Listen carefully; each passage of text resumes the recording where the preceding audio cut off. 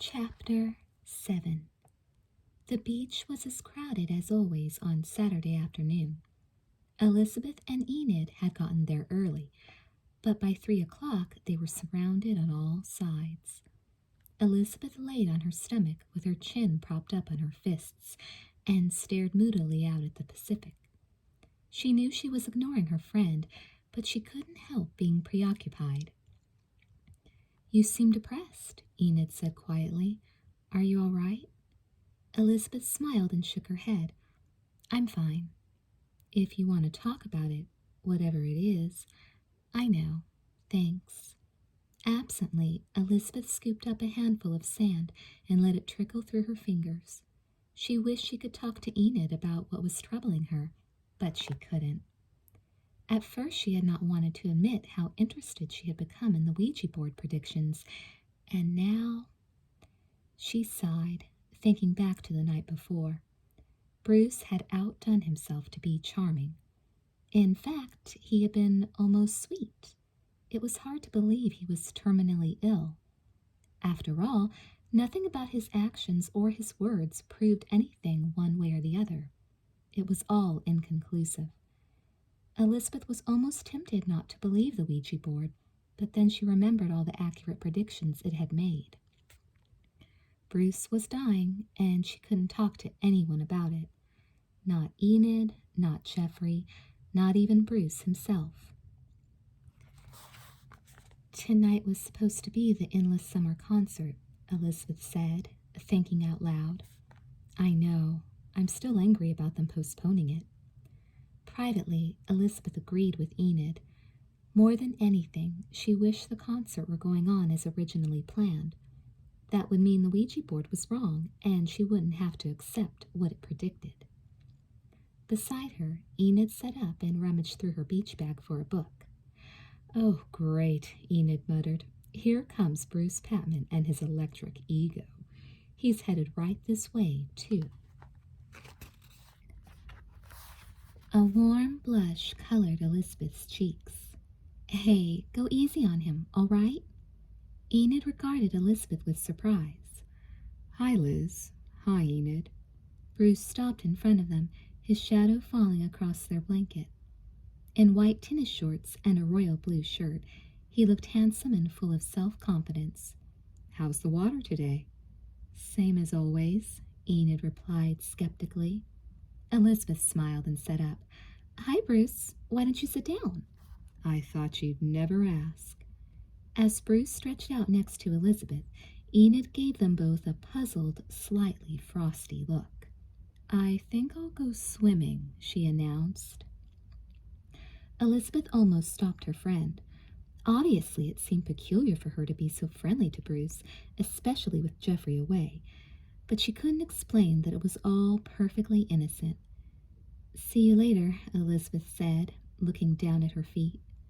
Enid walked away, and for a few minutes neither Elizabeth nor Bruce spoke. "I had a good time last night," Bruce said eventually. "You really know how to make life worth living," he added in a light, humorous tone. Elizabeth's heart gave a lurch. She looked at him searchingly, hardly breathing. Bruce leaned back on one elbow and gazed at her, a devilish smile lighting up his dark eyes. "What do you mean?" Elizabeth said at last. Bruce had come close to mentioning the awful truth, and if encouraged, Elizabeth hoped he would open up to her. Bruce shrugged. "Just that I'm really glad you came last night." "Oh." Elizabeth nodded and looked away, digging her toes into the hot sand. Apparently Bruce couldn't bring himself to discuss his illness yet, but he had come very close. Keeping up his usual ironic tone of voice was just his self-defense mechanism, she realized now. "Do you feel like walking?" Bruce asked. "Are you sure you feel up to it?" Elizabeth said anxiously. Bruce grinned. "With you? Sure." That was all the answer Elizabeth needed. If she was helping to cheer him up and take his mind off his pain and trouble, she would gladly keep him company. Smiling tenderly, Elizabeth hopped to her feet. "Which way?" Bruce gestured toward the left. As they started walking, he draped one arm across Elizabeth's shoulders. He looked down at her, his eyes sparkling. "You know, you're okay, Goldilocks." Elizabeth laughed. She could see right through his macho attitude. "You're not so bad either." They walked that way for a few steps, and then Elizabeth edged out from under his arm. She didn't want anyone to get the wrong impression. What she felt for Bruce was a warm, compassionate friendship, but she could see how walking so close might be misunderstood. He looked at her with a question in his eyes, and Elizabeth gave him a warm, encouraging smile. "Did you see that?" Jessica twisted around on their blanket and stared at Leela in shock. Leela opened one eye sleepily. "Huh? Bruce just had his arm around my sister." Jessica turned and stared down the beach again, where Elizabeth and Bruce were walking together along the shoreline. They seemed to be deep in conversation. "No kidding?" Leela sat up, grinning. "I guess she's trying to help ease the burden." "Yeah, well, believe me, Bruce is feeling no pain," Jessica retorted. Leela let out a short laugh and tilted her face back to the sun. Frowning, Jessica hugged her knees to her chin and looked at the water. A joke was a joke, but still, she didn't want Bruce Patman getting the wrong idea about Elizabeth. It was beginning to appear as though the plan was working too well. "I don't think it's so funny anymore," she grumbled. Leela straightened up and started to rub suntan lotion on her arms. She looked pensive. "I don't know. I think they make a cute couple." "They're not a couple, Lee. Not Liz and that egotistical jerk," Jessica sneered. "I seem to remember you went out with that jerk yourself," Leela said, giving Jessica a sidelong glance. "He can't be that bad." "Yeah, well, he is, and you know it," Jessica snapped. She hated to be reminded of her own brief infatuation with Bruce. "He doesn't exactly play fair, you know. He'll do anything to get what he wants." Leela pretended to be shocked. "But Liz is going out with Jeffrey, and that's the way it's going to stay." In the past, Jessica had often poked her nose into Elizabeth's relationships, trying to stir up trouble, but for Leela to do it struck her as unfair. After all, Elizabeth wasn't Leela's twin sister. Jessica pouted and glared at Leela as a new thought occurred to her. "Did you call Bruce when you went to get those sodas before?" she demanded. "Me? Call Bruce Patman? On the telephone?" Leela's voice kept rising higher and higher in indignation, but her eyes were dancing with laughter. "Right, Leela, you're as pure as snow," Jessica said scathingly. "Now come on, let's tell her today." "Tell her what?" "Tell her it's all a joke," Jessica said. "It's gone on long enough." For a few seconds, Leela concentrated on massaging lotion on her legs. Her face was a mask. Then, in a low voice, she said, "If you tell her it was a joke, you'll have to tell her you read her personal letters." Jessica opened her mouth to speak, then snapped it shut. "You read her journal," Leela went on smoothly. "You deliberately lied about hiding it, and you did everything but take a lie detector test to prove the Ouija board was for real." Jessica squirmed. Her snooping, spying, and lying were serious enough to make Elizabeth distrust her for the rest of their lives. Suddenly, she didn't know how she had let Leela talk her into doing anything so devious. "Yeah, but—" Leela lifted her eyebrows. "But what?" Fuming, Jessica flopped down on her stomach and buried her face in her arms. There had to be a way to wriggle out of this mess. "You know, I was thinking," Leela purred. "I thought up something else for the Ouija board to tell Liz." Jessica groaned. "Leela!" "Well, are you in or out?" Jessica was backed into a corner, and she knew it. "In," she said, her voice muffled. "What?" Jessica sat up and whirled around at her friend. "In! I said in, okay?" Leela smiled. "That's what I thought you said." When Leela arrived at the Wakefields for dinner, she was just in time to see Bruce's black Porsche disappearing around the corner. Her mouth curved into a sly, cat-like smile as she pulled into the driveway. "So far, so good," she told herself happily.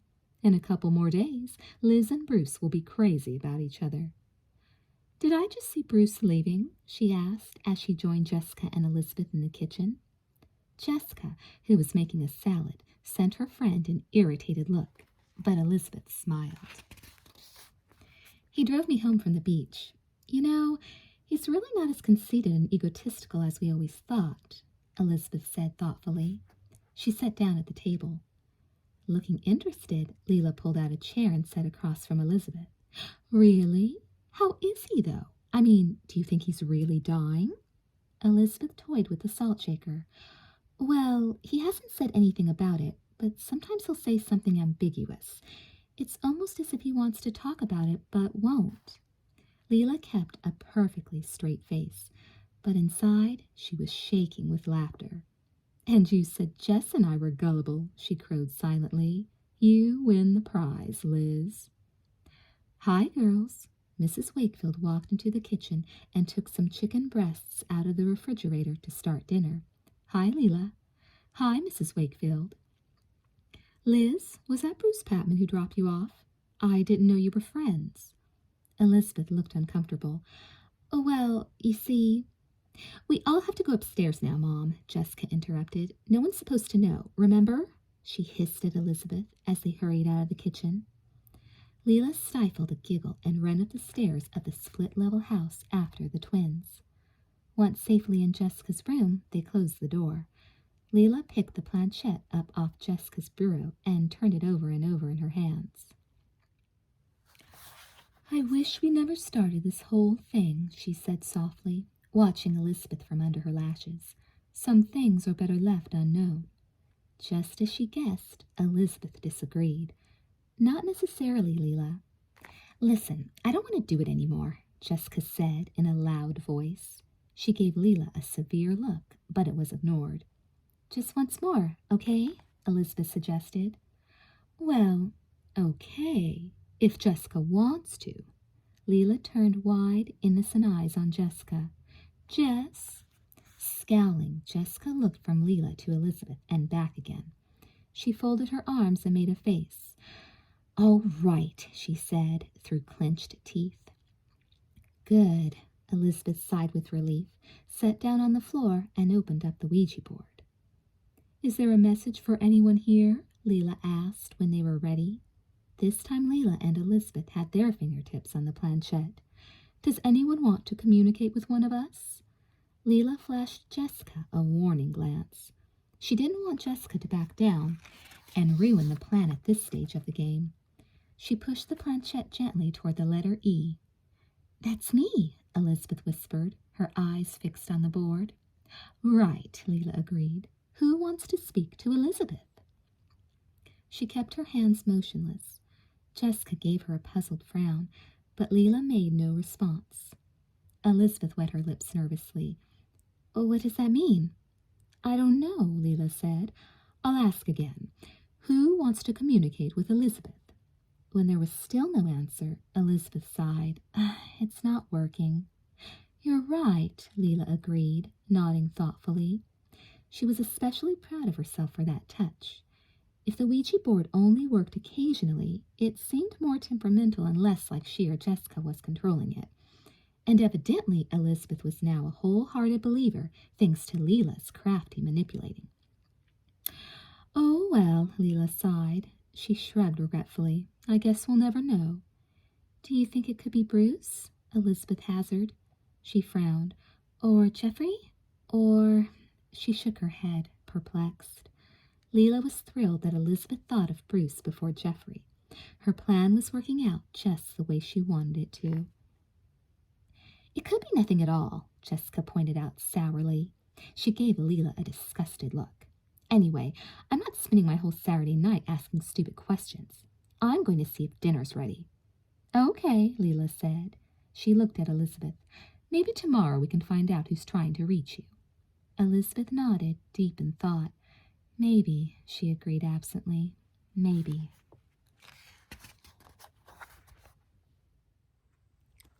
Chapter 8. This has got to be the most boring job in the whole world, Jessica complained, biting into her sandwich. Her mouth full, she mumbled, There's nothing happening around here.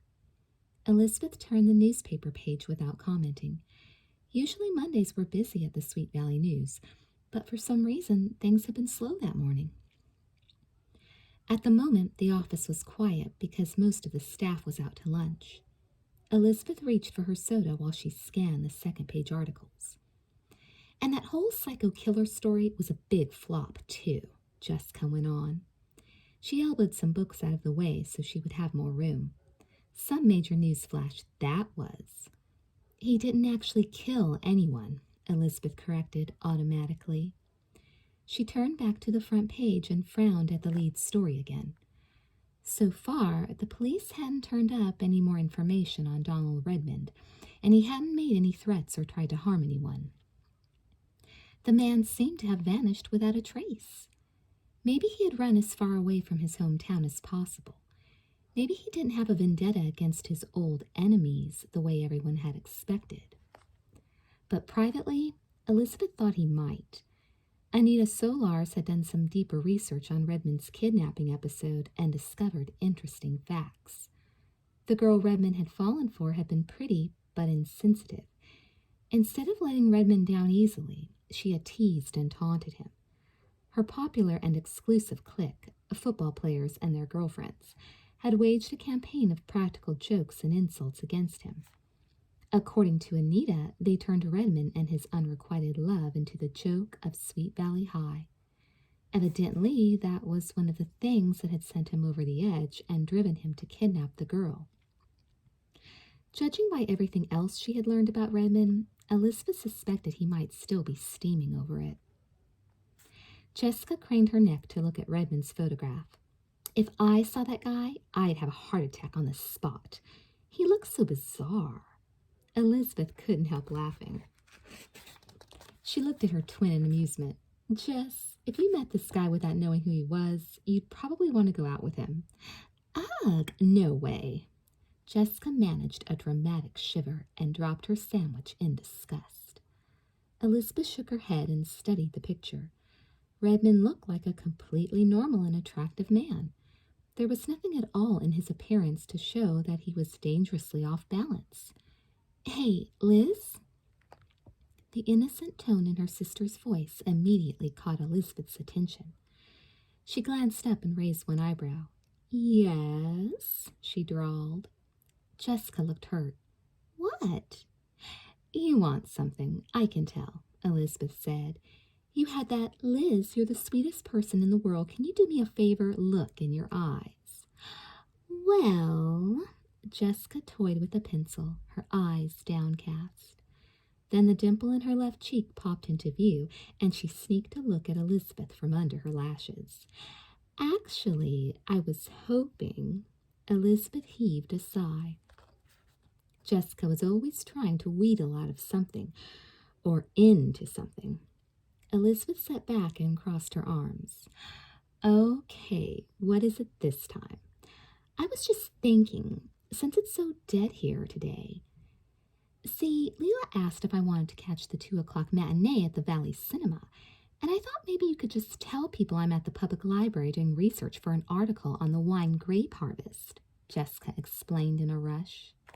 Elizabeth nodded thoughtfully and pursed her lips. What's playing? She said. Terror in the Subway, Part 4. Jessica brightened visibly. So, what do you say? Elizabeth slumped down in her chair and squeezed her eyes shut. You want me to cover up for you so you can go see something that incredibly stupid? Right. Well, Jessica hunched forward. You don't even have to say anything if you don't want to. But if anyone asks, just say I was talking about doing research for the grape harvest article.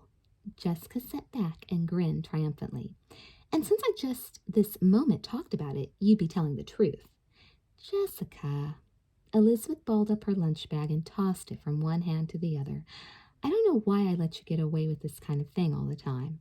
I knew you'd say yes, Jessica crowed. She jumped out of her seat and hugged Elizabeth. Because you are the sweetest and nicest sister in the world. Yeah, sure, Elizabeth muttered as Jessica bounced back to her own desk, but she smiled to herself anyway. By 3 o'clock, the pace in the newsroom was still fairly slow. Elizabeth joined Seth at his desk to review some notes they were coordinating for an upcoming series of articles. "I need some coffee or I'll fall asleep," Seth said after a few minutes. He pushed himself up from his desk and headed for the elevator.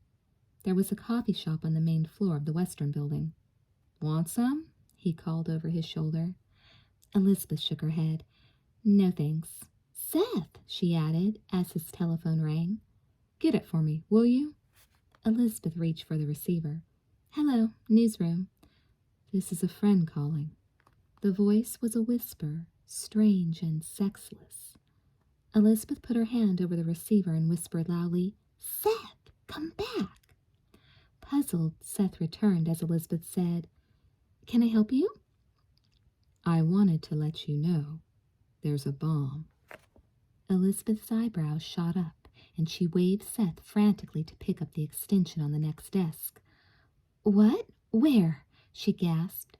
Her heart began pounding with a wild mixture of fear and exhilaration. It was Redmond.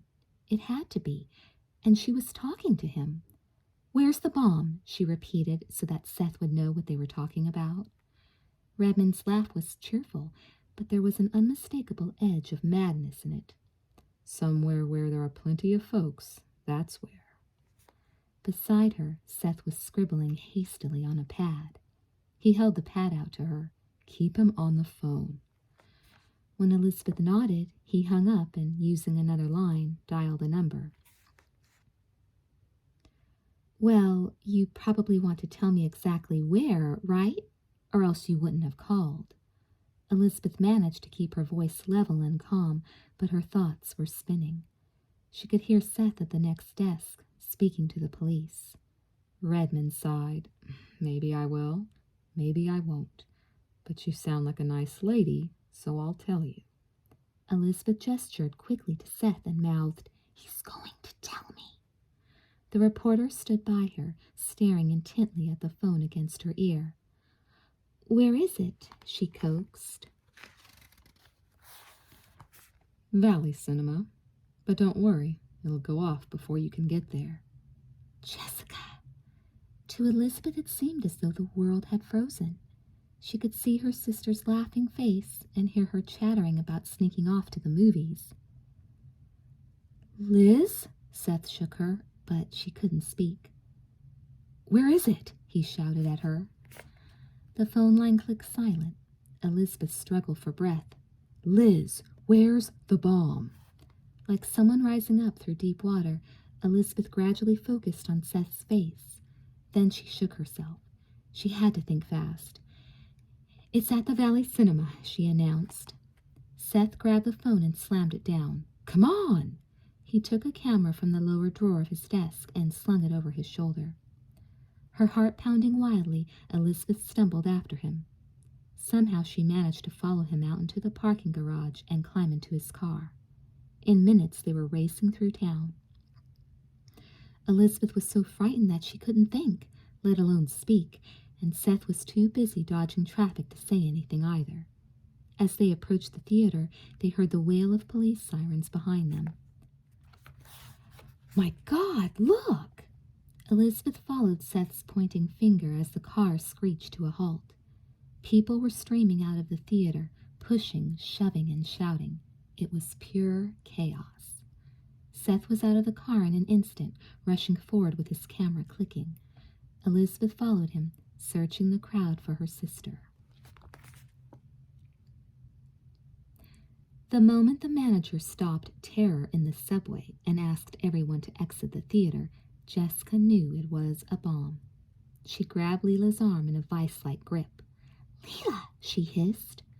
People around them began pushing clumsily out into the aisles and talking in loud voices.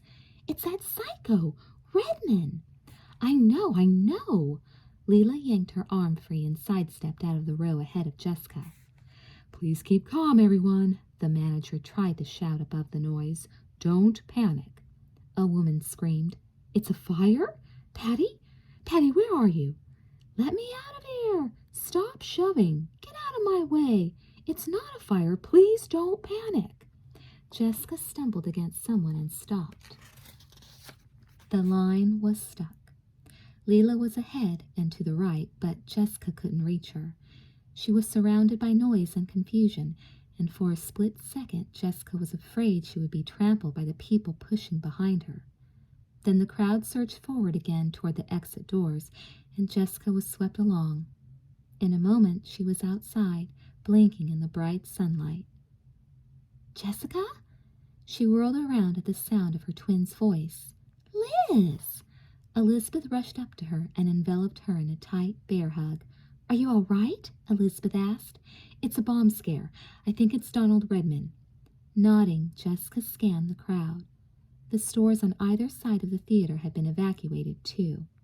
Police swarmed all over the parking lot, and people were milling around in complete turmoil. Sirens wailed, and officers with megaphones were trying to keep the terrified mob under control. Yeah, it was wild inside. Jessica glanced back at her sister, suddenly surprised. "How'd you get here so fast?" "Redmond called the newspaper office to make the bomb threat," Elizabeth explained. "I took the call, and Seth called the police. Then we came right over." A sudden flush of anxiety colored Jessica's cheeks. "Do you think he saw me? Seth?" "I doubt it," her sister said. "He's too busy taking pictures and getting the story." Jessica breathed a sigh of relief. She didn't want anyone at the paper to know she was playing hooky. "Good. I think I'll go stand somewhere out of sight, though. I have to find Leela." "Okay." Elizabeth looked at her twin anxiously. "But come back to the office later." "Sure, Liz. See you." Jessica turned and dodged through the crowd. After a few minutes of searching, Jessica came across a small group of Sweet Valley High students standing together. Leela was with them, and so was Bruce Patman. "Were you guys all at the movie?" Jessica asked.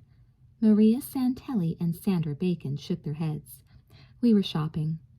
"We were at the movie," Neil Fremont said. He was standing near Bruce. "I can't believe they cut it right at the part where the drones were starting to climb up through the sewers." "Yeah, that was such a jip," Leela agreed wryly. She scowled in the direction of police officers who were talking in a huddle. "What's going on anyway? Is there a bomb or not?" Jessica saw Seth Miller elbow his way toward the police, just as a uniformed man in bomb squad gear came out of the building, holding something. Intrigued, Jessica stood on tiptoe and craned her neck to see better. Seth was scribbling rapidly in his notebook, but he stopped to take a picture of what the policeman was carrying. With a red ribbon and a tag on it, it looked like a Christmas present and was about the size of a typewriter. Only the businesslike air of the policeman showed how serious it was. "That's no bomb," Bruce announced in a superior, know-it-all tone. "The cops wouldn't be standing there talking about their pension fund if it was real." Leela gave Bruce a withering look. "Give me a break. Since when are you such an expert?" "Hey, I'm good at a lot of things." Bruce smirked at Leela, who turned her back on him. While Jessica watched, Seth nodded, flipped his notebook shut, and then hurried back to the parking lot. An excited buzz went up from the crowd as the police carried the object to a waiting police van and stowed it inside. For several minutes, Jessica and her friends stood around, waiting for a signal to go back inside or to leave. Everyone traded opinions on what was happening, but no one knew for sure. "Jessica!" Elizabeth's voice drifted through the noise to her sister. "Liz, over here!" Jessica called back. "Did you find out anything?" she asked when Elizabeth was by her side. "Yeah," Elizabeth gasped. She caught her breath while everyone crowded around her. "Seth got a good look at it. It's a fake bomb. The tag on it says, 'Gotcha. See you next time, kids.' Isn't that sick?" Jessica's eyes lit up. "Was it Redmond?" "That's what it looks like." "What does it mean, though?" Neil asked. Elizabeth shook her head. "They aren't sure. They think it was a warning and that he might do it again for real." "Wow." Impressed, Jessica looked back at the theater. Shaking her head, she walked a few paces away while the others plied Elizabeth with more questions. This had to be the most exciting thing that had happened in Sweet Valley in a long time, Jessica decided. Hearing Elizabeth and Bruce in conversation, Jessica looked back just as Elizabeth smiled and waved goodbye to Bruce. A spark of anger flared up in Jessica. She couldn't stand to see the smug look on Bruce's face. He really thought that Elizabeth cared about him. Scowling fiercely, Jessica faced Bruce, her hands on her hips. "Listen, Bruce." He cocked his eyebrows. "Yes?" "You've got the wrong idea about Liz, you know." She curled her lips scornfully. "She doesn't really like you. She just thinks you're dying. That's why she's being so nice to you lately." Bruce stared at her for a moment and then let out an astonished laugh. "Why does she think that?" "It doesn't matter why," Jessica said, waving away the reason, "but she thinks you're terminally ill. Now you know, so you can forget trying to be Mr. Magnificent." Bruce gave her a devilish grin. "I don't know, Jess. It seems like an interesting scenario to me." Jessica narrowed her eyes in suspicion. "What do you mean?" "Nothing. See you around, Wakefield." Bruce strolled away, chuckling. Jessica stared at his back, her anger returning. She had assumed Bruce would back off once he knew why Elizabeth was being so nice. After all, the truth wasn't flattering to Bruce's ego, but it didn't appear he was offended. Quite the contrary. Chapter 9. That evening, Elizabeth was deeply absorbed in Beginner's Guide to Occultism when the phone rang. Since she was babysitting for Max, and he was sleeping, she jumped up immediately to answer it. "Hello? Bartle residence?" There was no answer. Elizabeth frowned. "Hello?" She heard the dial tone before she finished the word. Swallowing hard, Elizabeth carefully replaced the receiver and stared at the phone. That was the second hang-up call she had gotten at the Bartles. What made it so disturbing was that she had been getting hang-up calls at home, too. "Can the Ouija board be right?" she asked herself nervously. "Is someone trying to contact me?" Vaguely worried, Elizabeth curled up on the couch again and tried to concentrate on her book. So many things had happened with the Ouija board in the last week that she had to try to make sense of it all. Her mind was whirling with facts, theories, and strange occurrences. Sighing, she realized she had just read the same paragraph for the third time. She lowered the book to her lap and looked across the living room. The house was quiet, and Elizabeth felt extremely isolated. "Maybe there's something on TV," she spoke out loud, to make herself feel less alone, and reached for the remote control. Just as she clicked on the set, though, the phone rang again. She stared, afraid to answer it. But when it rang again, she knew she couldn't let it wake up Max. "Hello?" she stammered as she lifted the receiver. "Hi, Liz. It's Bruce." Elizabeth's shoulders sagged with relief. There was nothing supernatural about Bruce calling her. She had mentioned to him at the mall that she would be babysitting for Max Bartle that night. He must have found the Bartles' number in the phone book. Leaning back on the couch, she cradled the receiver against her shoulder. "Hi, what's up?" "Nothing, really. I just..." His voice trailed off. "Just what, Bruce?" Elizabeth was immediately concerned. "Are you all right?" Bruce sighed into the telephone. "I guess. Maybe I'm just kind of depressed. You know," he added in a meaningful tone. Any doubts that Elizabeth still had about Bruce being sick vanished instantly. She sat up straighter. "Try not to think about it," she said sympathetically. "Don't let it get to you." "I try, but it's hard." She nodded. "Just think positive thoughts," she said in her most sincere, encouraging voice. "There's a lot of proof that positive thinking actually helps." "Maybe, but it's so hard alone. I just sit here by myself and think about it." Bruce was silent for a moment. "You can always make me feel better, though. Maybe I could come over?" Elizabeth was torn. On the one hand, she really wanted to help Bruce, especially now that he was willing to talk about his problem.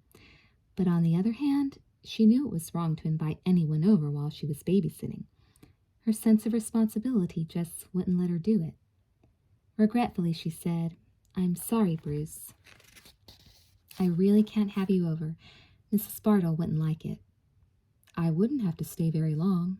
Just a few minutes, he coaxed. No, Elizabeth said. I really am sorry, though. Do you want to have lunch together tomorrow? I'd really like to help if I can. Bruce laughed gently. You'd help me if you let me come over. Bruce, I just can't. Elizabeth was partly touched and partly frustrated by his persistence. For a brief moment, she toyed with the idea of relenting and letting him come over. But even as she considered it, she reminded herself it would be wrong. She just couldn't do it. Well, if you have to be so stubborn. I'm not trying to be mean, Elizabeth broke in anxiously. Really, it just wouldn't be right without asking Mrs. Bartle first. That's all. If it wasn't for that, you know I'd say yes. Bruce sighed again. I guess I understand. Good. I'm really sorry. Well, goodbye. The forlorn sound in his voice tugged at Elizabeth's heart. Bye, she whispered. Then she hung up and sat staring off into space. She kept thinking about Bruce and about the correct predictions from the Ouija board. Tired and confused, she tried to forget everything by focusing on the television show. When the doorbell rang half an hour later, she let out a groan.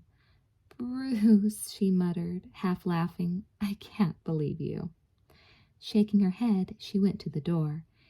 It was a wooden door with 3 small windows at the top. Standing on tiptoe, she looked out. It wasn't Bruce, however. It was a young, dark-haired man with glasses. Elizabeth slipped the chain into the slot and opened the door a crack. Yes? The man jumped slightly, as though startled, and tried to look past her into the house.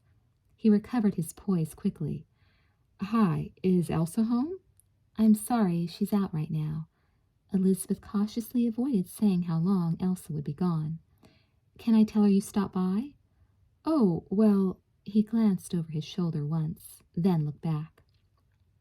Elizabeth noticed that he had a few days' worth of whiskers, but otherwise he was nice-looking, about Elsa's age. He wore the kind of wire-rimmed glasses Elizabeth liked. You see, I'm an old college friend of Elsa's, and I wanted to surprise her. I'm only in town till tomorrow, so I'll stop by in the morning, he said. Still holding the door, Elizabeth nodded. Okay, I'll tell her, she agreed with a polite smile. He nodded. Fine, he looked at her intently. I know this sounds funny, but what's your name? Elizabeth hesitated. It bothered her to have strangers ask questions when she was babysitting. Seeing her uneasiness, the man flashed a brief smile. It's just that you look so much like someone I used to know, he explained. He continued to stare at her. Oh, Elizabeth's voice faltered. She felt uncomfortable and wished he would leave. I'll tell Mrs. Bartle you were here, she said as firmly as she could, and started to close the door. The man's smile instantly disappeared. Okay, thanks a lot, he said in a monotone. He turned and walked down the steps. The darkness quickly swallowed him. Still slightly unsettled, Elizabeth locked the door and wandered back to the couch. She wrote on the message pad by the phone, Old friend will stop by tomorrow to see you. Then she curled up to watch the last half of a sitcom. 15 minutes later, the doorbell rang again. Now what? She gasped, jumping to her feet. She couldn't remember a busier night of babysitting. One glance through the window showed her it was Bruce this time. Repressing a sigh, she opened the door and gave him a long, silent look. Hi, he said. Guess who? Bruce, you really shouldn't have come. He gave her a sheepish little boy's smile and tossed his dark hair out of his eyes. Sorry, I had to talk to you, though. Elizabeth didn't want to argue, so she stepped aside and ushered him in. She didn't know whether to be angry with him or flattered that he was so eager to see her. All right, but only for a few minutes, Bruce. I mean it. No problem. Bruce put his hands in his pockets and turned around, looking at the living room. Nice place. Can I sit down, or don't I have time for that? Elizabeth couldn't help laughing. Go ahead. She sat down on the couch, folded her legs underneath her, and gave him a wry smile. So, anyway, Bruce grinned at her, a questioning light in his eyes as he sat down on the couch beside her. But then his smile faded and he shook his head. I was just feeling depressed, you know? Sometimes I don't know why I keep trying to act like nothing's wrong. It's not such a bad idea, though, Elizabeth replied. She was filled with concern and sympathy again as she remembered why Bruce had come over. Just keep living exactly the way you always have. Don't let this change you or stop you from doing what you like. Bruce nodded earnestly and edged closer to her. I know what you mean, he said, looking deep into her eyes. But sometimes... He held her gaze steadily. For a moment, Elizabeth stared back at him. It was so hard to accept the fact that he was sick, but her heart gave a painful lurch, and she reached impulsively for his hand. Bruce, I'm so sorry, she said in a choked voice.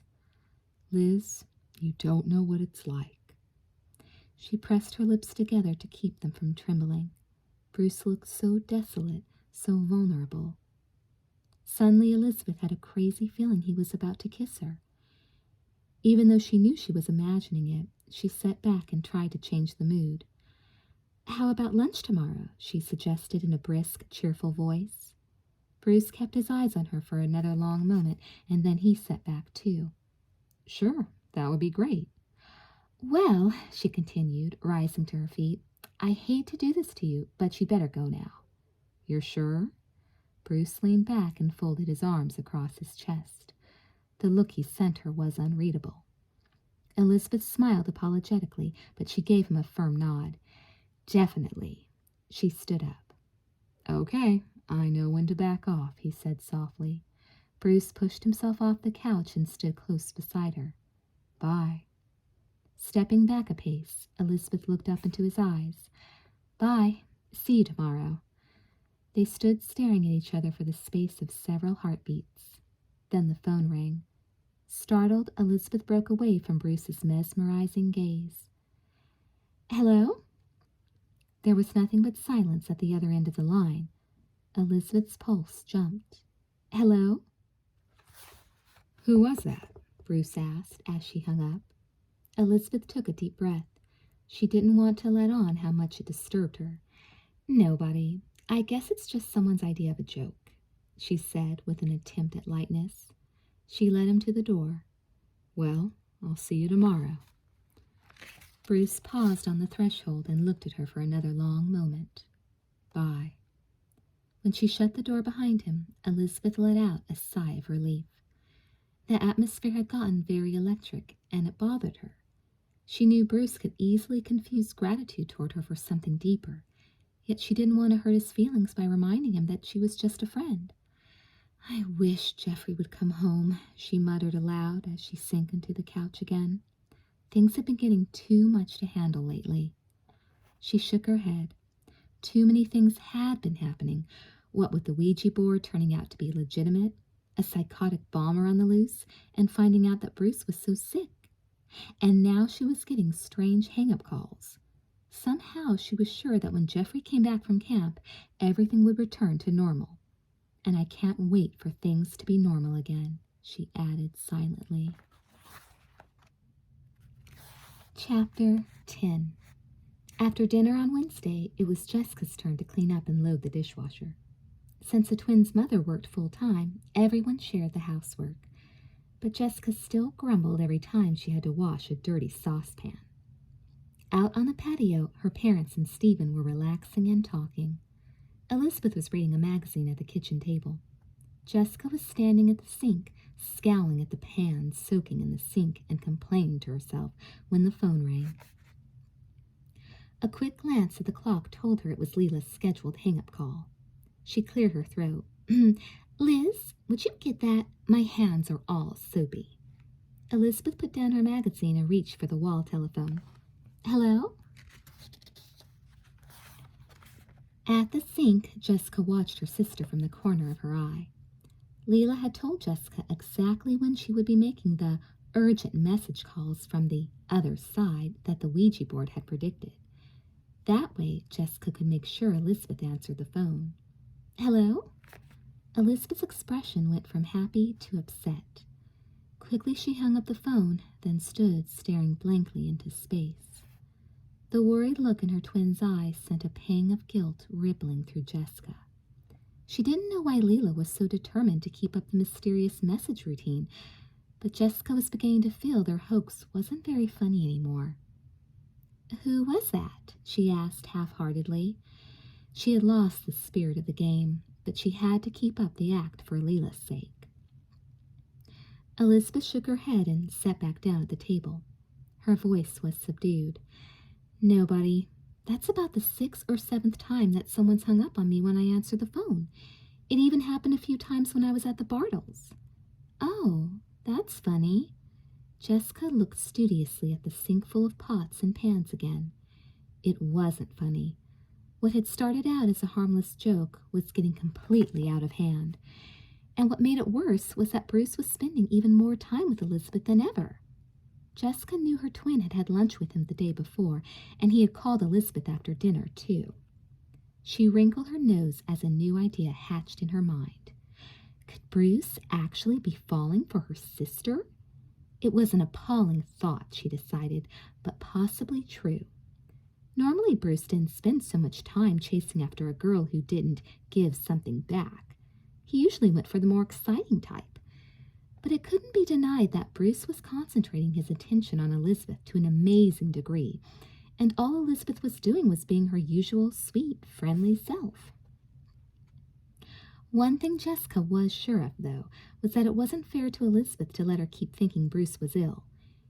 If she knew Bruce was healthy, Elizabeth wouldn't have 2 words to say to him.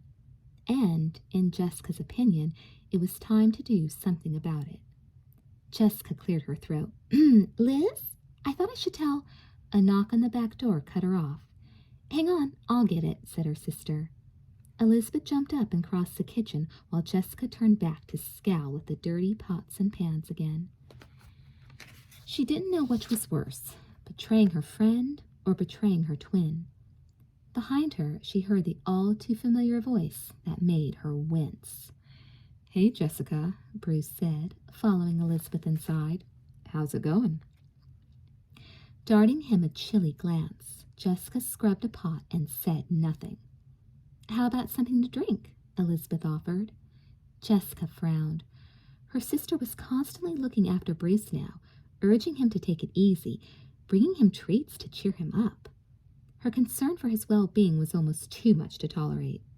"Bruce isn't thirsty," Jessica announced in a loud voice. Her twin looked at her in surprise. "What?" "I guess Jessica thinks I come over too much," Bruce said, his eyes gleaming with mischief as he looked at Jessica. Elizabeth sent her a stern look that said, "Remember, he's sick, so we have to be nice to him." Disgusted, Jessica turned her back on both of them. "So, what's the story with this school rally tonight anyway?" Bruce asked. He sat down at the table and stretched out his long legs. "Are we supposed to go and show what good students we are? Show we haven't forgotten about good old Sweet Valley High?"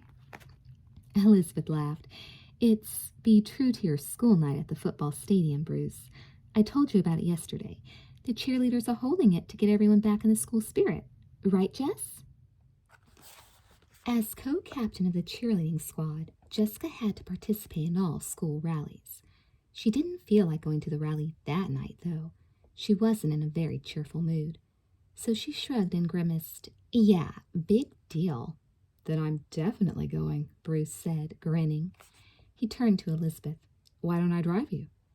Jessica spoke up again firmly. "Kara's picking me up, so Liz can drive herself. But she really appreciates the offer, Bruce," she added in a sarcastic tone.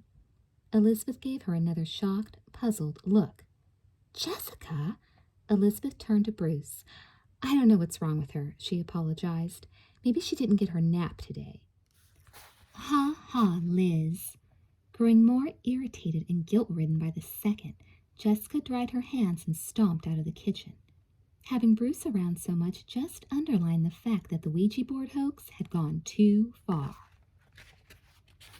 As she reached the staircase, the doorbell rang. "What is this anyway?" she growled. "The bus station?" With a stormy look in her eyes, Jessica yanked open the front door. Then her jaw dropped. "Hi, Jess. Surprise!" A tall blond boy with a deep tan was standing on the front step. Jessica stared at him and gulped. "Jeffrey?" she gasped, wide-eyed. "What are you doing here?" He grinned, showing perfect white teeth. "I was going to stay at camp for the extra canoe trip, but at the last minute they had more counselors than they needed, so I got to come home early." He looked past her into the house. "Is Liz here? I wanted to surprise her." A laugh bubbled up in Jessica's throat. "She'll definitely be surprised." Glancing over Jeffrey's shoulder, she noticed that Bruce's black Porsche was parked in the shadows across the street. Jeffrey must not have spotted it. She nodded toward the back of the house. "Liz is in the kitchen." "Great." Jeffrey walked past her and headed down the hall. Jessica watched him for a minute and then smiled to herself. Now that Jeffrey was back, she didn't have to worry about Bruce Patman anymore. Her conscience was now perfectly clear. She tried to imagine the scene about to take place in the kitchen and let out a giggle. Then she ran up the stairs to get changed for the rally. Suddenly her mood was 100% lighter. "Was that the front door?" Bruce asked, putting down his glass. Elizabeth nodded. "I think Jess got it." She leaned forward, her elbows propped up on the table, and looked earnestly at Bruce. "So, how do you feel today? Any better?" "Oh, you know," he replied with a shrug. "Some days are easier than others." Elizabeth shook her head. "I don't know how you do it." Sighing, she tilted her head to one side and gave Bruce a tender smile. "I think you're amazing, really." Bruce smiled at her, but then his gaze shifted to a spot behind her, and his expression underwent a dramatic change. Curious, Elizabeth turned around. "Jeffrey!" Stunned but happy, she jumped out of her chair and threw her arms around him.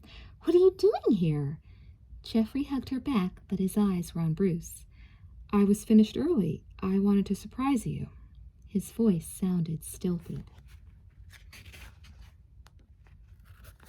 Elizabeth couldn't stop smiling. She was so glad to see him. But she could sense the undercurrent of tension around the kitchen table. She realized that Jeffrey must have overheard her compliment to Bruce, and immediately she saw how disappointing it must have been for Jeffrey to have planned a surprise for her and then have found her with another boy.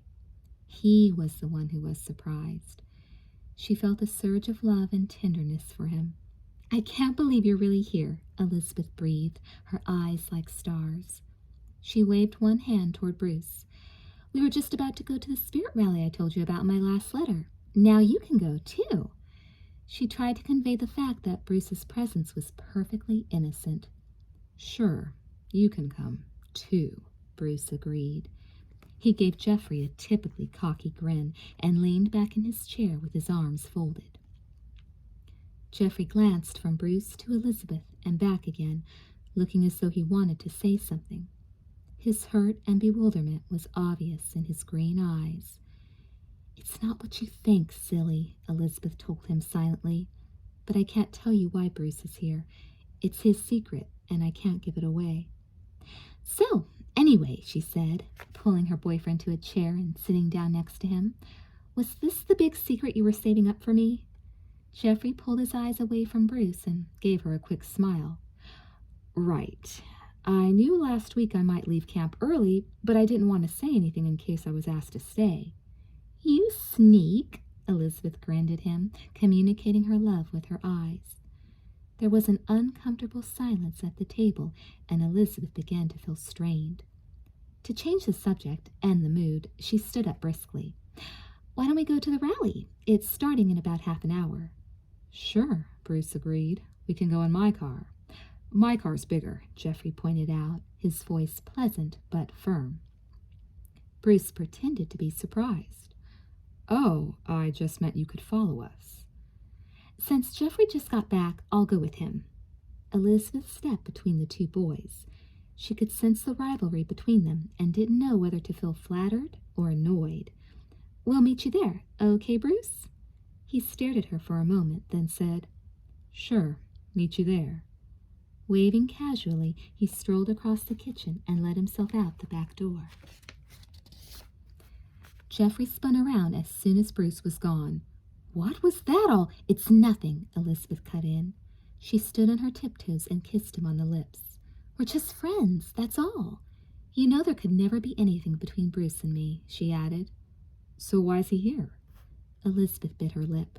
She wasn't supposed to let on about Bruce's illness, so she couldn't explain that she was just being nice out of sympathy. Geoffrey would just have to trust her. "I can't tell you right now. He just comes over sometimes. There's nothing for you to get nervous about," she told him. "Really." Wrapping his arms around her, Geoffrey looked down into her eyes. Gradually, a reluctant smile spread across his face. "You're sure?" "Positive," she said. "But you'll tell me about it later on, though, right?" Elizabeth kissed him again to avoid answering. Before long, everyone would know about Bruce's condition, but until then, her lips were sealed. "I think we should get going."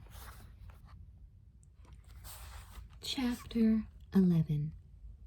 The football stadium was mobbed with students and parents by the time Elizabeth and Geoffrey arrived.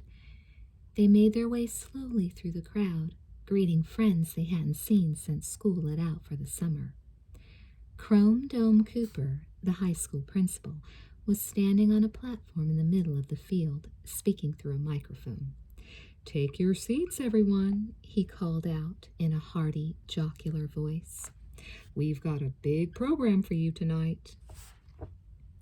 Wild applause broke out when everyone noticed Dana Larson heading for the stage. Dana was the lead singer for the school's best band, the Droids. "Are the Droids playing tonight?" Geoffrey asked. He took Elizabeth's hand as they maneuvered up through the packed stands. "Yep, isn't it fantastic?" Elizabeth replied over the noise from 1,000 high school students, little brothers and sisters, parents and teachers. A feeling of anticipation was in the air, and a roar went up from the stands as the cheerleaders jogged out onto the field. Elizabeth grinned with excitement as she sat down. She could see Jessica give the first few rows a dazzling smile. "This is so great," Elizabeth said.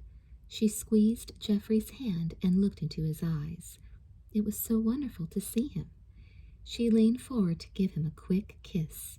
"Aren't you glad you got back today?" Geoffrey nodded. "Definitely." Elizabeth detected a hint of tension in his voice. On the way over, she had filled him in on all the latest news, especially about the ongoing Donald Redmond story. But she hadn't brought up the Ouija board business because it was too complicated and strange to get into on the way to school. And she hadn't told him why she was being so friendly to Bruce, either. She sensed that Geoffrey was hurt and mystified, but there was nothing she could do about it. "Let's just have a good time," she suggested softly. Out on the field, the cheerleaders started rousing the crowd with a Sweet Valley High chant. "I'm really glad you're home." "Me too," Geoffrey murmured. "I missed you so much, Liz." He slipped one arm around her shoulders and hugged her to him, but then he tensed. Bruce was making his way up the bleachers toward them.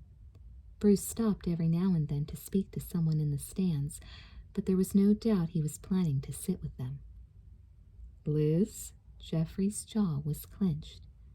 "Don't worry about it, please." She looked searchingly into his eyes. "Just trust me on this one, and don't ask." Geoffrey bit back a reply as Bruce seated himself on Elizabeth's other side. "Howdy, folks," Bruce drawled. He jingled his car keys in his hand, as though to suggest he wasn't staying long. "It looks like they're really going all out to get the school spirit up." "I'm surprised you even wanted to come," Geoffrey said in a slightly sarcastic tone. "This isn't your usual type of scene."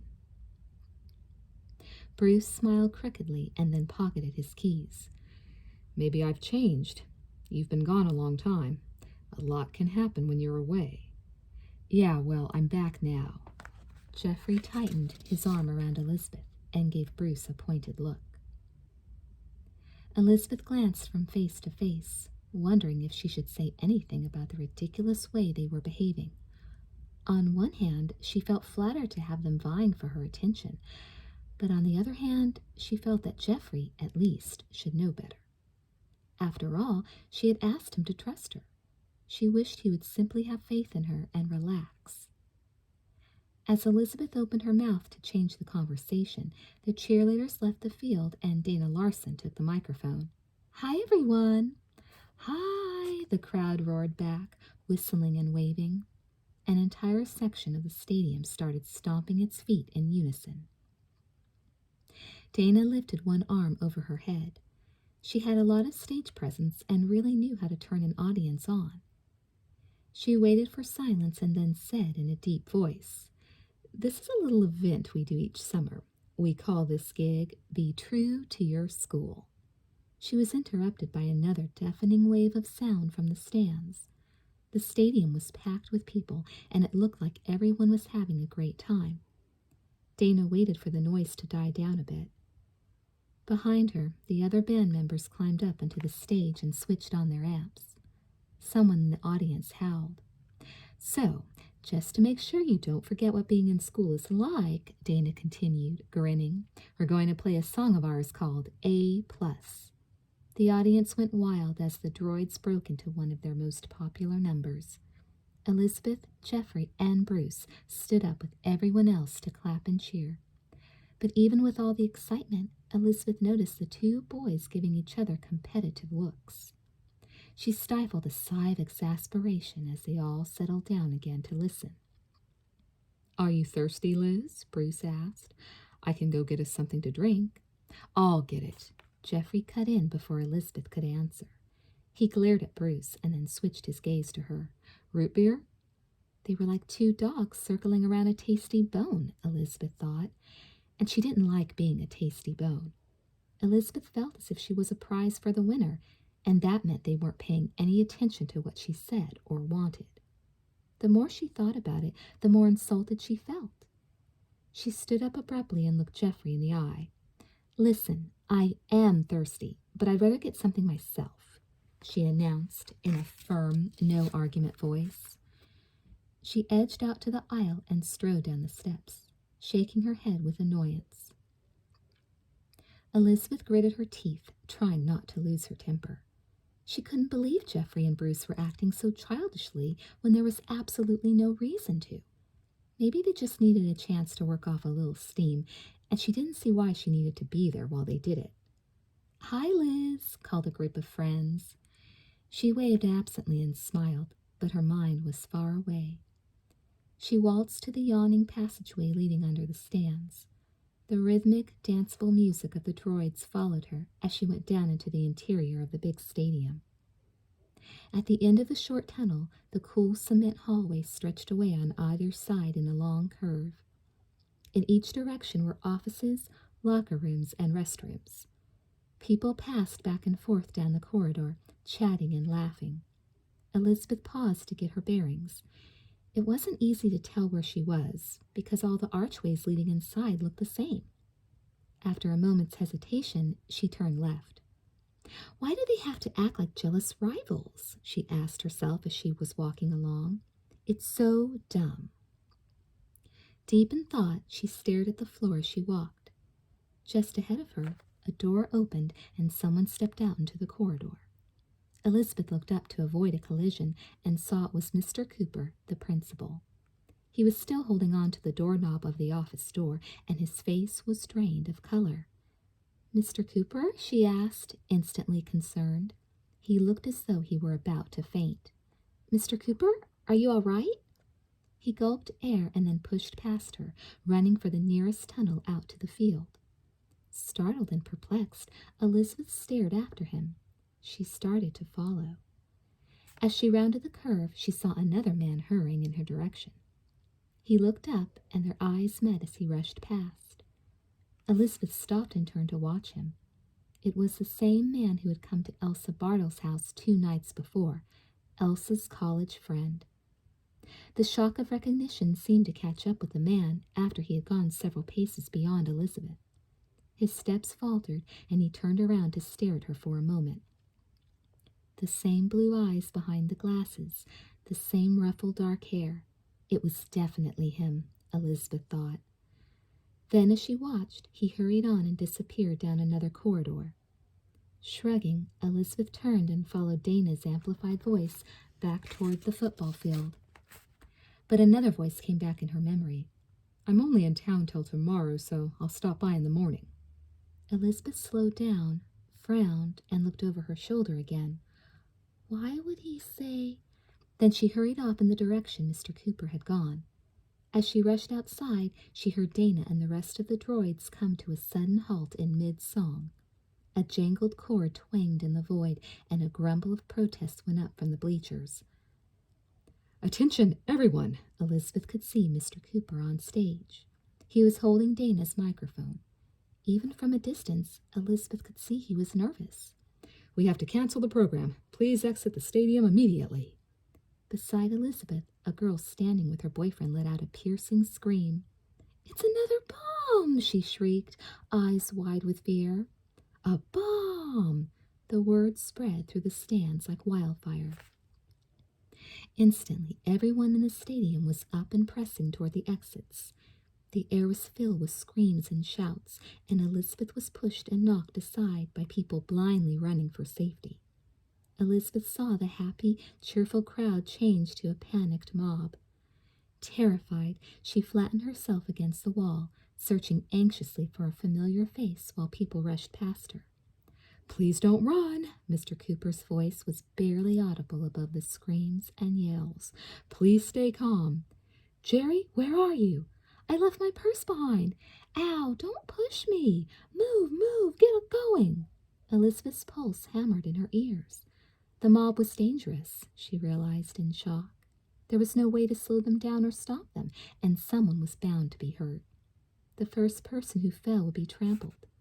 Jeffrey and Bruce, she suddenly thought. "Oh no," she moaned. All she could think about was finding her friends. Desperate, she began struggling against the current, forcing her way back to the bleachers to find them. "Are you crazy? You're going the wrong way!" Angry shouts blasted in her ears, but Elizabeth ignored them. Panting, she dragged herself out of the tunnel into the daylight of the stadium again and stopped in horrified amazement. The stadium was a milling, swirling mass of people, all trying to squeeze through the tunnels and out the exits. A flood of police officers was pouring in, trying to keep the mob under control, but no one was paying any attention. On stage, a group of police huddled around Mr. Cooper, and a detachment broke away, heading for the stadium interior. A tall, attractive man hurried past Elizabeth. She shouted out in recognition, "Mr. Collins, wait!" Her English teacher turned, a distracted, impatient expression on his face. But when he saw Elizabeth, he strode to her side. "Liz, get out of here, now!" "Is it Redmond?" she gasped. Roger Collins drew his breath in sharply and nodded. "Yes, he called and identified himself. He also called the police. He says there's a bomb in here somewhere." Mr. Collins took her arm. "Now, come on, you're getting out of here." They watched the rushing crowd for a moment. The last frightened group of spectators from that section of the stadium pushed into the tunnel and disappeared. When the way was clear, Mr. Collins pulled Elizabeth after him down the tunnel and into the corridor. "Come on," he ordered, heading after the receding mob. Elizabeth let out a tiny, frightened sob. "Jeffrey and Bruce are still—" "Liz!" Mr. Collins looked at her, and his stern expression softened slightly. "They're out already. You can be sure of it," he told her. Trying to be brave, Elizabeth nodded. Then around the bend came a troop of policemen in bomb squad gear. They stopped at a door marked "Lost and Found" and fanned out. The leader of the group nodded to his partner and tested the doorknob. Gasping, Mr. Collins pushed Elizabeth behind him, shielding her. Elizabeth felt a strange mixture of horror and fascination as she peered around Mr. Collins to watch the bomb experts file into the room. Short, terse commands were barked from inside the room, and seconds later the leader emerged, carrying a package tied in red ribbon. "Another fake," he announced in clipped tones. He examined the bundle. "He emptied the sticks, but they're real." "Real dynamite?" Elizabeth whispered, looking up at Mr. Collins. He nodded. That's what it looks like. He must have emptied the TNT out of them, but it proves he's got access to the real thing. Elizabeth looked back at the policeman in shock. At the same moment they noticed her and Mr. Collins. One of them came striding forward. Clear the area, folks. There may be more. Is there a note this time? Elizabeth couldn't help asking. Was it Redmond? The officer looked at her in silence for a moment, then nodded once. Yeah, it's Redmond, all right. He jerked his head toward the exit. Now get going. Thanks, officer, Mr. Collins said. Come on, Liz. As they hurried down the corridor, Elizabeth's mind raced ahead. Was Redmond getting his revenge for being expelled from school? Did his paranoid mind hold Sweet Valley High responsible for his problems? Was it because of the taunting and the insults from the football clique? What does he want? She asked out loud. Beside her, Mr. Collins shook his head. Who knows what goes on in a twisted mind? I didn't start teaching here until long after he left, but a few people remember him. The teacher shook his head and frowned. Brilliant, but completely out of control. Completely out of control. Elizabeth shivered. Who could tell what would satisfy Redmond's thirst for vengeance? Would he continue to play cat and mouse with fake bombs, or would the next one be real? Elizabeth felt more frightened now than she had at the height of the pandemonium. Knowing they were at the mercy of a brilliant but unbalanced mind was almost worse than being in physical danger from a panicked mob. At least a fleeing mob was predictable. Redmond wasn't. When she and Mr. Collins emerged into the parking lot, it took Elizabeth a moment to catch her breath. The milling crowd was quieter, less like a herd of stampeding animals. An air of nervous expectation hung over the group. Mr. Collins gave Elizabeth a quick, reassuring smile, then headed for Mr. Cooper. Liz! She whirled around at the sound of her name. Huddled in a group were her sister, Jeffrey, Bruce, and several of their friends. Dangerously close to tears, Elizabeth rushed to them. Jessica wrapped her in a tight hug, and Jeffrey threw his arms around them both. I couldn't find you guys, Elizabeth choked, overcome with emotion. Seeing people she loved after the chaos inside was an overwhelming relief. She took a deep, steadying breath and then tried to answer all their questions. Afterward, as she and Jeffrey were driving home, Elizabeth couldn't get Redmond out of her mind. To elude the police for so long and to plant fake bombs in such an obvious way, he had to be incredibly clever and devious. She sighed and slumped deeper in the seat. At the wheel, Jeffrey glanced at her and gave her a thin, worried smile. Are you sure you're okay? Yeah, Elizabeth whispered. She tried to muster a confident smile. I'm fine. Jeffrey reached for her hand, but didn't speak. Feeling subdued, Elizabeth scooted closer to him and rested her head on his shoulder. All the joy of Jeffrey's homecoming had evaporated. All she could think of was, when will Redmond strike again? Chapter 12. On Thursday morning, Jessica waited until Elizabeth was in the shower, and then she dialed Leela's number. She had been stewing about something since the previous evening and wanted to get it off her chest. Hey, Leela? Jessica? Leela sounded groggy and confused. Her voice cracked sleepily as she said, What time is it? 8 o'clock. Listen, 8 o'clock? You're calling me at 8 o'clock in the morning? This better be major. Jessica rummaged through her closet, dragging the phone with her. As long as she had to wake up early in the summer, Leela might as well wake up too. It is. Listen, about those phony phone calls to Liz, cut it out, okay? She pulled a skirt off its hanger. It's not funny anymore. Huh? There was a rustling sound as though Leela were wrestling with her sheets and bedspread. I only did it a few times, Jess. Lighten up. A few times? You're even doing it when she babysits, Jessica corrected sharply. Leela gasped. I am not. You don't have to accuse me of every little prank phone call that gets made in the world, you know. Jessica held the phone against her ear with her shoulder while she stepped into the skirt. She frowned. You didn't make any hang-up calls to her at Mrs. Bartle's house? No. Geez, give me a break. Leela sounded peeved. Oh. Sitting down on the edge of the bed, Jessica looked off into space for a moment. Is that the major thing you woke me up for? Leela went on irritably. Yeah, well, sorry. Talk to you later. Yeah, sure, Leela grumbled. Bye. Jessica hung up the phone. She was puzzled. If it wasn't Leela who kept making hang-up calls to Liz, who was it? When Elizabeth came down to breakfast, she found her entire family in a somber mood. The radio was tuned in to the local news station, and everyone sat silently, sipping coffee and listening to the latest bulletin on the near riot at the football stadium the evening before. Good morning, she said, joining them. Her mother gave her a faint smile, but kept listening to the radio. Alice and Ned Wakefield had been shocked when the twins had come home from the stadium and told them of their horrifying experience. And in a related story, said the announcer, police say escaped hospital patient Donald Redmond also left his calling card at the county airport last night. Security guards received an anonymous tip, possibly from the wanted man himself, directing them to a suitcase in the lost and found. Investigation showed it to contain another fake bomb. A police spokesman is quoted as saying, "At this time, we're assuming it's Redmond again."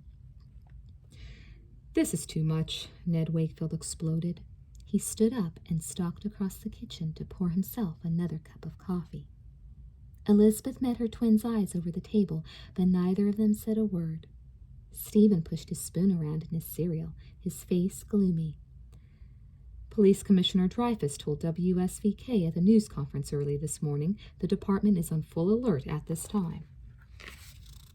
We are utilizing all of our available resources to apprehend the suspect and put an end to his campaign of terrorism, the news announcer continued.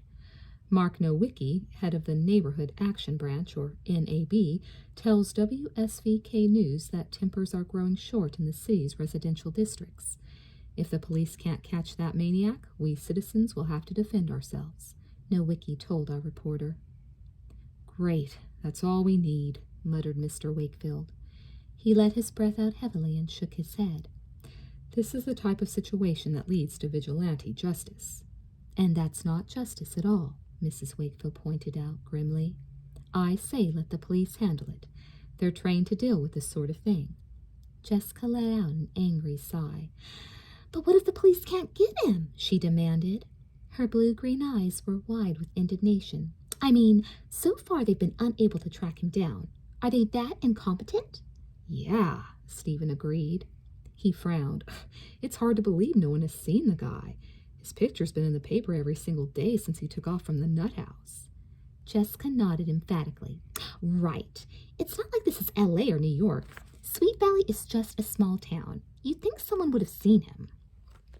Elizabeth looked at her brother intently. His words triggered something in her mind, something lingering just at the brink of her memory. For some reason she was sure it was important, but it slipped away before she could grab it. Troubled, she looked down at her plate and said nothing. Her father's expression was thoughtful. Clearly his lawyer's mind was working on the situation. He nodded. That's true, Steve, he said, but anyone as smart as Redmond seems to be can change his appearance quite easily. You'd be surprised how different a person can look just by changing his hair or his posture. I've even seen cases in court where a suspect speaking with a different accent can throw a witness completely off track. I still think the police are a bunch of dopes, Jessica muttered. Jessica, Mrs. Wakefield frowned but didn't say anything more. Elizabeth didn't join in the conversation. Having the journalist's knack of seeing both sides of the issue, she sympathized with the neighborhood watch groups because they were frightened and felt powerless. But at the same time, she knew the police were probably doing everything they could. However, when all was said and done, Redmond was still on the loose. I'm afraid the situation is really building up, Mrs. Wakefield said in a serious tone. Her blue eyes were sad and anxious. Sooner or later, something is just going to explode. Jessica snorted. You got that right, Mom. I meant. We know what you meant, honey, Ned Wakefield broke in. He looked at his wife sorrowfully. But I think Jessica's right, too. Sooner or later, Redmond is going to start using the real thing. Her father's words haunted Elizabeth all the way to the newspaper office. She couldn't get the scene at the stadium out of her mind either. She could still hear the screams and see the shoving, chaotic crowd. If that's the kind of panic you get with a fake bomb, what's going to happen when there's a real one? She asked herself. The possibilities were too awful to contemplate. Sweet Valley was in a state of terror. Deep in thought, she sat down at her desk with a copy of the day's paper. While she read the Stadium Scare article, she picked up a pencil and began tapping it nervously against her palm. She couldn't shake the feeling that there was something she should figure out, but she didn't know what it was, and it worried her more and more. Redmond's picture stared at her from the middle of the front page. Elizabeth bounced the eraser end of her pencil on his picture, and then, without thinking, she flipped the pencil over and shaded in the light-colored hair. The man's appearance began to change subtly under the rapid pencil strokes. Then, with her fingertip, Elizabeth smudged the newspaper ink around his cheeks and chin. Her heart pounded in her ears like a hammer as she took in the effect. Almost against her will, she carefully drew a pair of glasses on the picture and darkened the razor stubble on the upper lip. Then her hand faltered to a stop. A cold prickle of fear crawled up her spine. Staring back at her from the newspaper page was Elsa Bartle's college friend, the same man she had seen at the football stadium just before the bomb alert. Elizabeth sat frozen in her chair. She couldn't hear or see anything going on in the office. All her attention was riveted to the face looking up at her. It was Redmond in disguise. Elizabeth's hand instinctively reached for the telephone to call the police. But before she punched in the emergency number, she hesitated. She hung up the phone. For a moment, Elizabeth stared at the picture again. Am I sure? She asked herself. Am I absolutely positive it's him? She raised her eyes and glanced around the newsroom. Reporters sat at their desks and computer terminals or talked on the phone and paged through notes. Before making an accusation, she realized she should check out her suspicions as thoroughly as she could. She imagined what would happen if she sent the police after an innocent man. With the mood Sweet Valley was in at the moment, a case of mistaken identity could cause a riot. Squaring her shoulders, Elizabeth took her shoulder bag out of a drawer, opened it, and pulled out her phone book. Thumbing through it, she found the number she wanted. She pulled the phone toward her again, thought a moment, and then punched in Elsa Bartle's office number. She waited, hearing the ring, and stared at the photograph again. Good morning, Allied Equity Systems. Can I help you? The monotonous voice caught Elizabeth off guard. I'd like to speak to Elsa Bartle, please, Elizabeth said when she jerked her attention back to the phone. It's Elizabeth Wakefield calling. One moment, please. Elizabeth stared sightlessly across the office. Now that she was about to speak to Elsa, she realized what a horrible question she was about to ask. Hello, Liz? Is that you?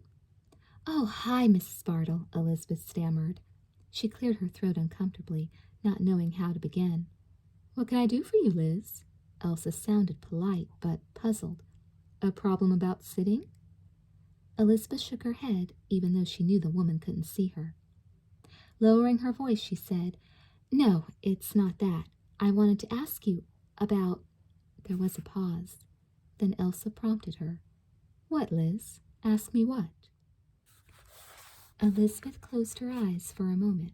It was so difficult to ask. Did your friend ever come by the other day, the one who wanted to surprise you? Yes, Elsa replied. Her voice held a note of wariness. Or was it simply bewilderment? Elizabeth didn't know. Well, I think I saw him last night, at the football stadium, during the rally, and I was surprised to see he was still in town. Elizabeth faltered. She knew she was sounding incoherent, but she couldn't help it. He said he was just staying until Tuesday. He changed his plans. Elsa definitely sounded concerned now. What exactly is the problem, Liz? Taking a deep breath, Elizabeth squared her shoulders again and said, It's just that I noticed he looks just like... Donald Redman, the man the police are looking for." There was a stunned silence.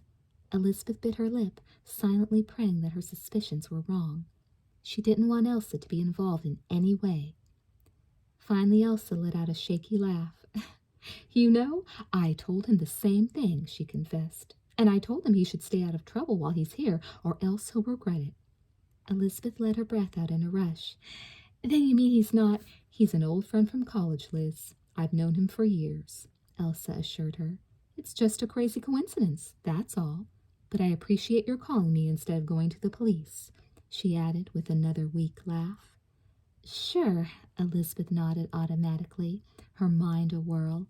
It was just a coincidence, a case of mistaken identity, just as she thought it might be. She gulped. "No problem." "Well, I really should get back to work." "Sure, I'm really sorry, honest." "It's all right, Liz. Don't worry about it. Thanks for checking with me first." As Elizabeth hung up the phone, she felt a mix of feelings: fear, doubt, relief, guilt, and humiliation. She believed Elsa, but the uncanny resemblance made her shudder. Flipping the picture face down, she tried to put it out of her mind. Elsa Bartle sat at her desk, her pulse pounding in her temples. Did she believe me? I sounded so guilty. Moaning, Elsa buried her face in her hands. It was all a nightmare she couldn't wake up from. "Donald, why are you doing this to me?" Silently she cursed her brother for seeking her out. 12 years ago, when Donald tried to kill their parents, he had been committed to the psychiatric hospital, and Elsa and her parents had left town. Mr. and Mrs. Redman were no longer living, and after Elsa's marriage, she and her husband had risked coming back to Sweet Valley. But Donald had found her, and it was starting all over. The crazy, wild accusations, the sweet, reasonable apologies, the fear, the doubts, the nightmares. She replayed the scene in her memory. She could almost hear Donald's voice in her ear. "What was she doing here last night?" he had asked. Elsa had stared at him. "Who?" "Her. Melanie," Donald had said harshly. "Don't pretend you don't know." Melanie was the name of the girl he had kidnapped, Elsa had remembered with a wave of shock.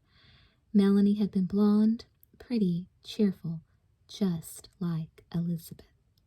"That was my babysitter, Donald," she had told him, eyes wide. "Melanie is a grown woman now." Instantly, the wild look had vanished from his eyes. "Of course, you're right," he had said sensibly. "My mistake." Elsa had been satisfied at the time, but now she wasn't so sure he knew what reality was. Donald had always been crafty that way, reassuring her when inside he was still scheming. What if he really thought Elizabeth was Melanie?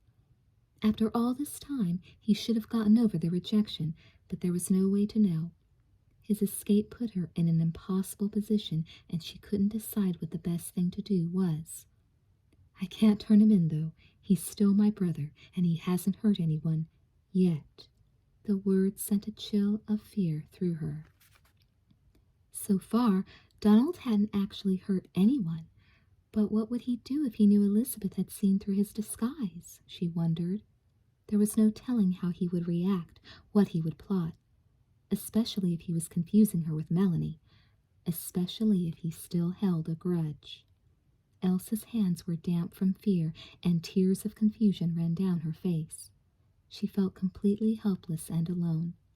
All she could do was pray Donald wasn't confusing Elizabeth with Melanie, pray he wasn't still looking for revenge. "What should I do?" she asked herself. "What should I do?"